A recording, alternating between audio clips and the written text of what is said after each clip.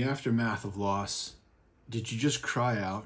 Did you just yell at God and wonder, is God okay with this? Am I in the okay with voicing my frustration, with voicing my sorrow, my anguish? Is God okay that I'm angry with what's going on? Can I yell at God? If this is a question you've ever asked yourself, whether it be in the aftermath of loss, tragedy, or suffering, injustice, or discomfort, it's a good question to ask and a good answer to know so that we can step into relationship with God, not away. Welcome to Heart of the Father. I'm Bryan West. And on this video episode, we're going to be answering this question of, is it okay that I just rally and get upset with God for the situation? What does that look like? Why is it important to ask that question? I know I've had these moments throughout my life where I've, for one reason or another, I've just been in a season of discomfort or confusion, something not going the way I want it to, or I misunderstood what the Lord was showing me, and or just in a season of discipline, very uncomfortable, and just raging, just getting so frustrated. And, for me, I guess I never really thought to question, is God okay with this? Because I kind of have always felt like God is God. He's not scared or offended. He knows me better than me. So why would he be upset to see, me, his son, get upset? And I kind of compare it to now at this point in the season of life I'm in with my children is, sometimes kids will say terrible things, especially when they're younger, because they don't really necessarily know how to process the emotions they're feeling and how, understanding where the true source of the frustration is at. And as a result, result of your presence or proximity, you can get kind of the brunt of that frustration. And so I've kind of always felt like the Lord would never be upset with me in this place of just anger. However, it's a good question to ask, because depending on how we rage, and I use this word rage, but really it's the appropriate word would be lament. Lament would be the accurate word to describe, voicing out loud frustration, sorrow, the anguish of your soul, and putting that out there and making it a reality, what you're feeling into this reality. So there's lament there. But there also is a very thin line between, lament and complaining. And so I think it's important to talk about that, distinguish between the two, because they both have characteristics that, consequentially, that will either bless your life or, will actually kind of work against what it is that you're really hoping in seeking the Lord. So let's just talk about this a bit more. Let's define lament first. What is lament? We've heard this, either the book of Lamentations and lament. So lament is honest sorrow and petition. And it's being brought to God. So when a person laments, they're bringing that honesty, that transparency of their vulnerable state to God, but not against Him. And when I was kind of mentioning, in my past and also in the aftermath of terrible tragedy, bringing my kind of raging, right, bringing all of these feelings before the Lord, I never really never really, brought accusation against him. I didn't. I just didn't say not really, but I didn't. I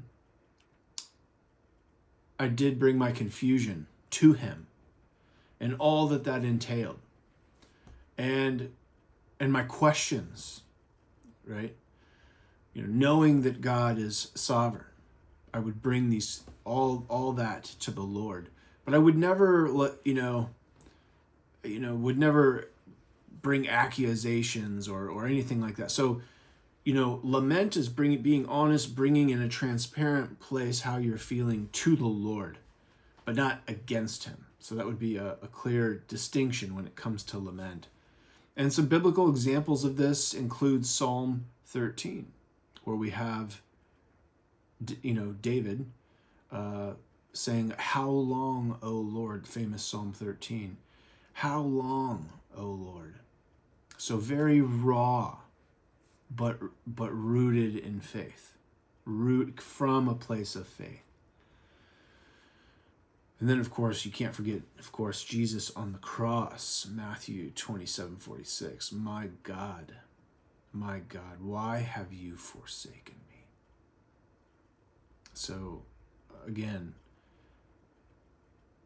a rawness of the circumstance and the situation brought to the Lord. And in that way, we can see that lament opens the way to relationship. Lament opens the way to relationship, connection, healing, not resentment. And that's, speaking of which, that, lament, conversely, if you were to try to understand, am I lamenting or am I complaining? Complaining tends to blame. It tends to be founded in a self-centeredness, built upon a focus on the self. It can be blaming. This would be kind of attributes of different respects of complaining. It creates distance. Complaining can create a distance, whereas, as we said before, lament draws near. You're actually bringing before it.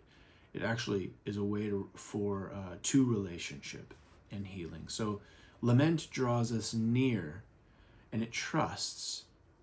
And it, instead of a self-centered place, which is the root really of complaining, lament is comes from a God-centered place. And just to kind of conclude that thought, lament then, when it comes to your faith, wrestles with faith. It doesn't, it wrestles with faith. It stays in it. It stays close, and it wrestles with it. That is lament. Complaining is withdrawing. Complaining is withdrawing. I'm done. I'm backing away. It gives up. It quits. So complaining is a withdrawing. Lament is a wrestling, is a way that I think about it. Lament is really critical because it in a way, it acknowledges truth. It acknowledges truth and, both the pain and God's sovereignty. It recognizes the truth in recognizing both of those things. It also prevents spiritual numbness and bitterness by being able to honestly pour out how we're feeling before the Lord, before the throne of God. It can prevent spiritual numbness and bitterness, and it keeps us in conversation with God when silence can potentially harden the heart. Lamentations 3:19-24, we see the prophet Jeremiah, that after having a deep, deep grief, he remembers God's mercy. So, when we see pain and, where pain is meeting truth and faith, lament can lead to some type of transformation, what we see in the scriptures. But when pain, conversely, when pain meets pride or distrust, really, then it can lead to decay. And we see that scripturally as well.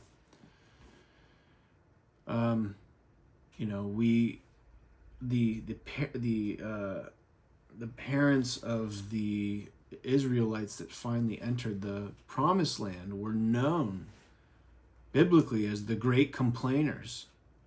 Terrible, legacy to live, to leave behind. Numbers 14. The complaints weren't about pain. They were really more or less about unbelief. And so what you see is a questioning of God's goodness in that complaint, rather than confessing sorrow. There's nothing wrong with bringing before the Lord how much you hate a circumstance. That's okay. You're sharing how you feel. God already knows. He knows how we feel. We're sharing that with him, and we're bringing that to him because we trust him, because we believe he can do something about that.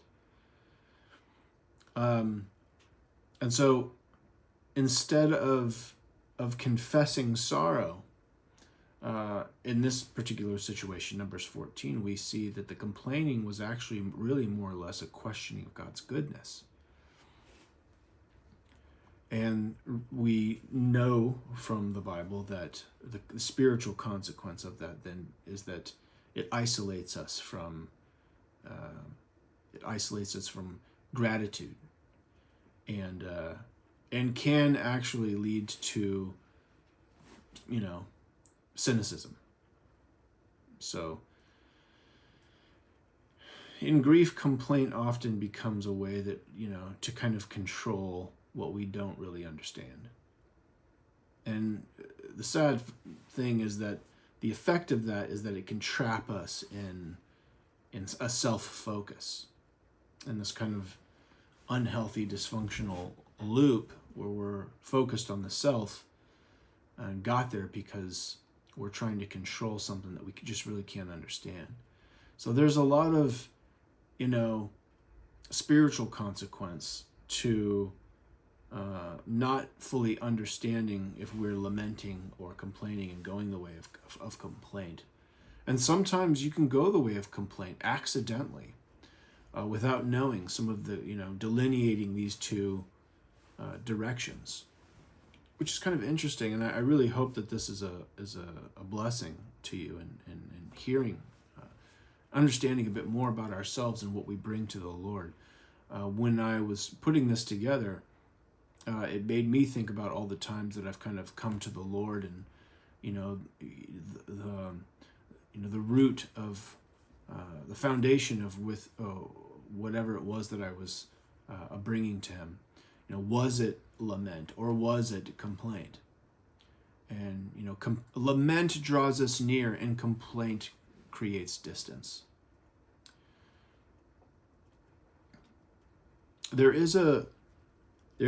In life there is a mystery of God's goodness sometimes. And complaint really kind of refuses that mystery, whereas lament trusts it even when it really can't be understood or is unseen. So how do we learn to lament well? Well, we have a lot of examples in the Bible, especially from Psalms and Job, the book of Job. I had read the book of Job before, and after I lost my son, when I finally was able to pick up a Bible again, I inevitably wound up in the book of Job. And I could never relate to the cries of his heart, to many of them. until that experience. And when I read some of those, I was, my heart was broken. It suddenly was the perfect words for how I was feeling in that book. So we have models of from the scripture. And so I encourage you to check those out. If I'll put some of those scriptures in the links in the description below. And so I hope that this is something that has been a blessing to you. Just understanding very high level, kind of quickly, how are we bringing our pain to the Lord? Is it in a way that draws us closer? That has a really that trusts. It could be however much we have in us. The Lord knows He loves us. Like I love my children who rage, and I'm in proximity and incidentally get caught in that. But in real terms, the Lord knows what it's like to suffer and to experience real sorrow and the pain of that and the confusion of that. And He cares for us. He cares for you. You can bring your lament fully exposed to Him and trust Him with where He will take you. Complaint takes us down a different road. And if it's possible, we, the best course of action is to stay close to the Lord and not distance ourselves. I hope that this has been a blessing again, and thank you for joining me. If you have any other questions about this or even comments, I welcome them. I'm usually pretty quick to respond, and I look forward to seeing you in the next video. Thank you.